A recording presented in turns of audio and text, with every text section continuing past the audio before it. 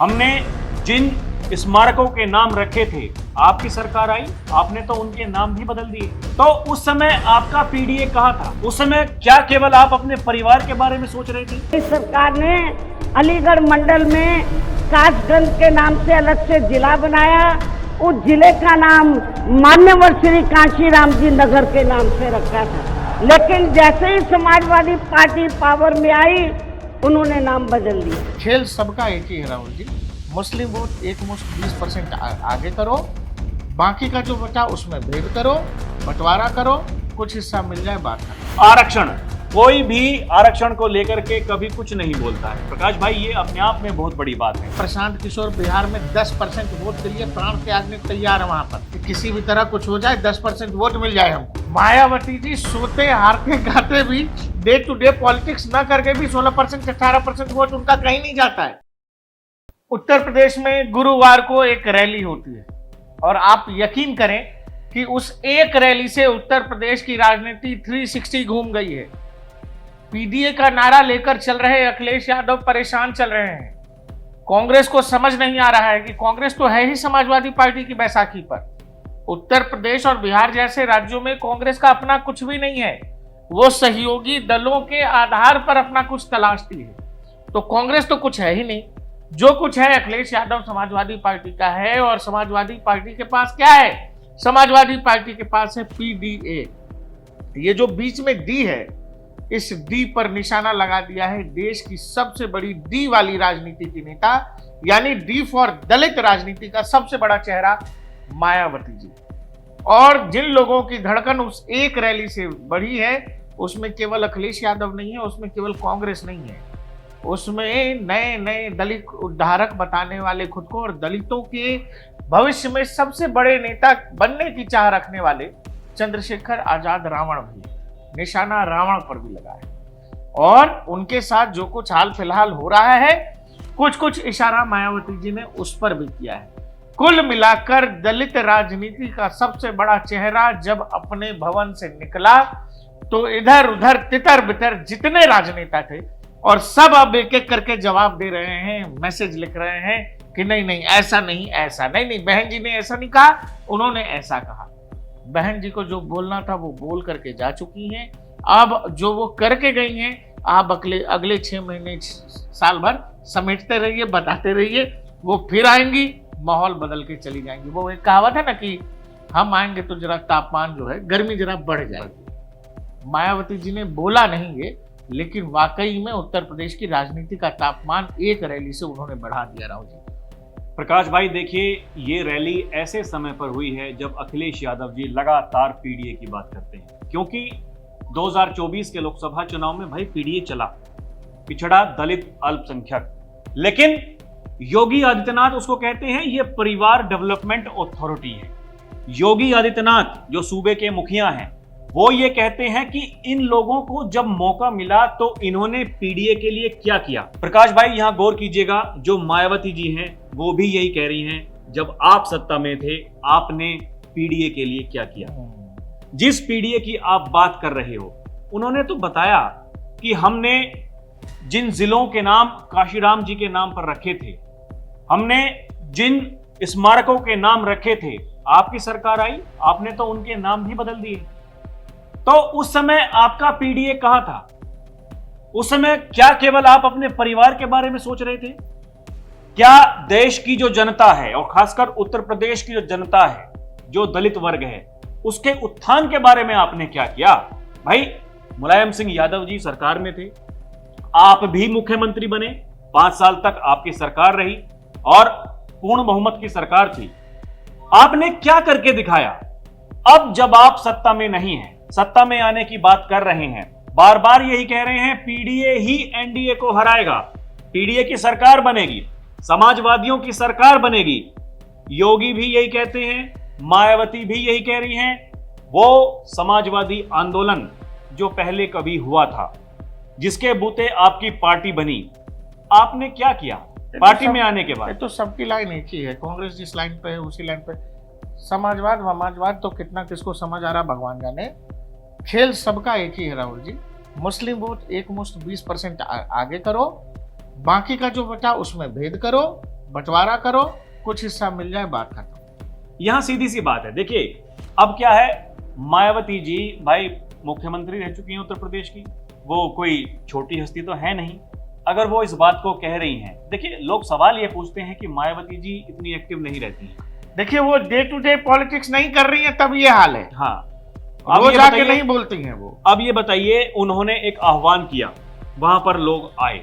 अब देखिए बहुत से लोग ऐसे हैं जो कह रहे हैं कि भाई साहब पैसे देकर के वो लोग बुलाए गए, लेकिन अमूमन हमने ये देखा है अच्छा, कि कौन सा नेता में सीधे पहुंच जा रही है? देखिए अमूमन हमने ये देखा है कि जब मायावती जी कहीं रैली करती हैं तो उनकी सभा में भीड़ जाती है। और आपको पता है राहुल जी की चुनावी मैनेजमेंट में रैली में भीड़ कैसे बुलाई जाती है? एग्जैक्टली। और यहाँ देखिए एक और बड़ी बात ये है, देखिए सवाल ये है कि जो भीड़ वहां पर पहुंची, मायावती जी के भाषण का कितना असर पड़ा। लाखों में वो भीड़ बताई जा रही है, और बहुत से लोग ऐसे हैं जो अपने घरों में हैं, उन्होंने वो भाषण सुना होगा। और देखिए जब उन्होंने कहा आप लोगों को ऐसे लोगों से होशियार रहने की जरूरत है, ये केवल आपको भ्रमित कर रहे हैं, ये केवल आपको बेवकूफ बना रहे हैं, वो बात किन किन लोगों के जहन में जाएगी, किन किन लोगों के दिमाग में जाएगी। देखिए एक और बात है जो राहुल कह रहे हैं कि मायावती का जो हार्डकोर वोटर है, जो बसपा का वोटर है, जो काडर है, वो बहुत साइलेंट है, बहुत वोकल नहीं है, वो आपको सर्वेज में नहीं दिखाई देता है। आप कोई भी चुनाव उठा करके देख लीजिए, आपको लगता है कि Mayawati day to day politics नहीं कर रही हैं, कुछ नहीं करती हैं। अरे प्रशांत किशोर बिहार में 10% वोट के लिए प्राण त्यागने को तैयार है वहां पर, कि किसी भी तरह कुछ हो जाए, 10% वोट मिल जाए हमको। मायावती जी सोते हारते गाते भी डे टू डे पॉलिटिक्स न करके भी 16% 18% वोट उनका कहीं नहीं जाता है। देखिए वो वोट फिक्स है उनका, उसके लिए कोई लड़ाई नहीं लड़नी है उनको। दलित समुदाय में जो जाटव समाज जो वोट बैंक है वो उनका फिक्स है, उसमें सेंध लगाने की कोशिश कर रहे थे जो अपने आजाद समाज पार्टी के मुखिया जी हैं रावण जी, वो भी बहुत बड़ी बड़ी बातें करते हैं, लेकिन एक जिले जवाब से तो उनको भी दिया है कल। एक जिले से ऊपर कहीं कुछ है नहीं। अभी विधानसभा के उपचुनाव हुए थे उत्तर प्रदेश में, हर जगह अपना उम्मीदवार लड़ाया, कितने वोट मिले, कहां कहां जमानत बची, ये सबको पता है, उत्तर प्रदेश वासियों को पता है। प्रकाश भाई देखिए उत्तर प्रदेश में सबसे बड़ी पार्टी भारतीय जनता पार्टी है। लोकसभा एक अपवाद है, वहां पीडीए चल गया, खटाखट चल गया, आरक्षण चल गया, संविधान चल गया।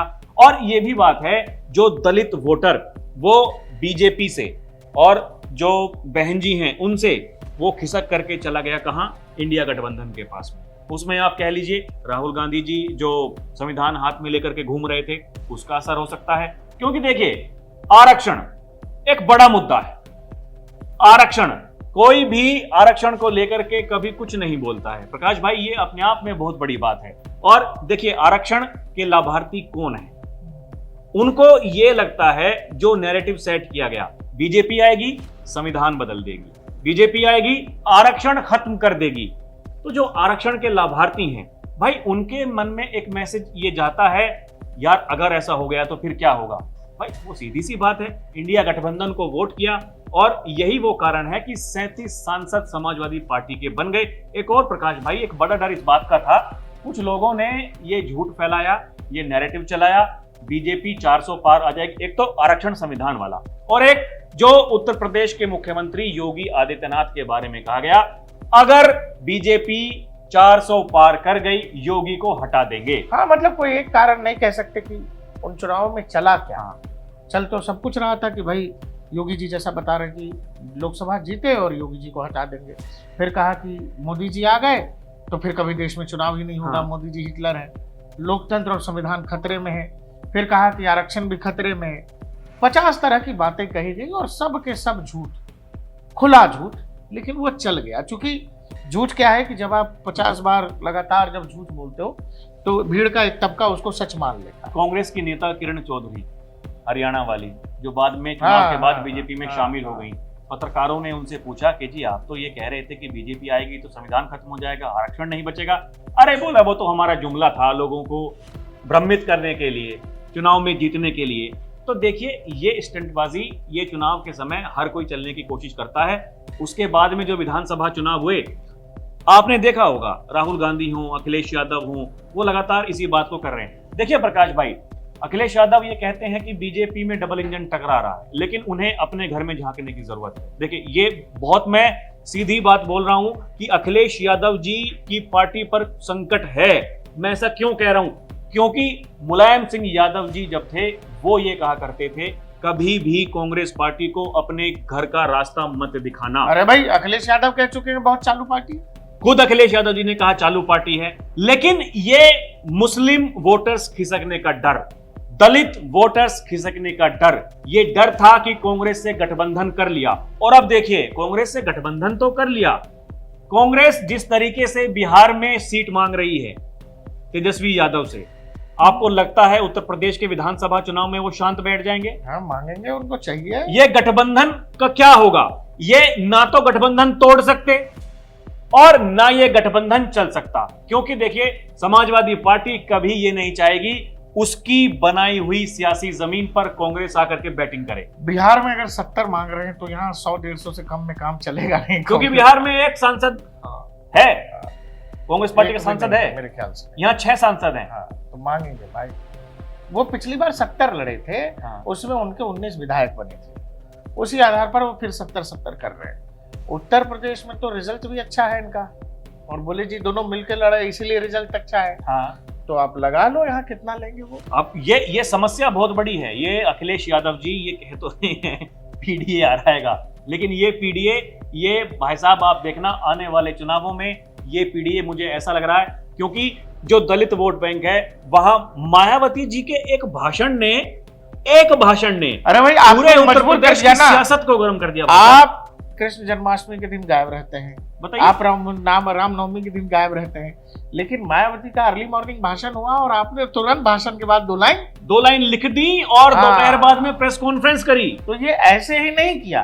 आपको लग रहा है कि वहां चूंकि वो आवाज जरूर अपने आप को उन्होंने सीमित किया है राजनीति में, और चाहे जिन भी कारणों से किया हो। प्रकाश भाई, यहाँ एक और बड़ी बात है। देखिए, मंच से ये कहना कि वर्तमान की भाजपा सरकार, मैं उसकी तारीफ करती हूं, मैं उसकी आभारी हूं, ये तो डबल दर्द दे गया। ये वाकई अपने आप में, देखिए, उन्होंने किस भी संदर्भ में कहा, उन्होंने तो जो कांशीराम जी के नाम पर उन्होंने भी स्मारक है। देखिए, बहुत स्मार्ट राजनेता हैं मायावती, वो शायद ये भी समझ रही हूँ कि अगर हम इस स्थिति में नहीं है कि हमारा वोटर हमसे मैक्सिमम जुड़ करके हमारा उद्धार अगर नहीं हो रहा है और उस वोट का हिस्सा कुछ इधर उधर हो रहा है, तो हम उसको एक नया रास्ता दिखा देते हैं। इशारों में वो रास्ता दिखा दिया। और देखिए, ये अखिलेश यादव जी के लिए बहुत बड़ी चिंता का विषय है, क्योंकि अभी तक तो केवल वो परेशान थे कांग्रेस पार्टी अरे से। आप कह रहे हैं उन्हें ऐसा लग रहा था कि कोई बात नहीं भाई, अब मायावती जी इतने सक्रिय तरीके से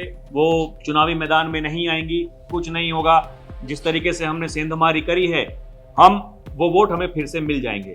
लेकिन आप मुझे एक बात बताइए, उन्होंने ये कहा कि आपको सावधान होने की जरूरत है।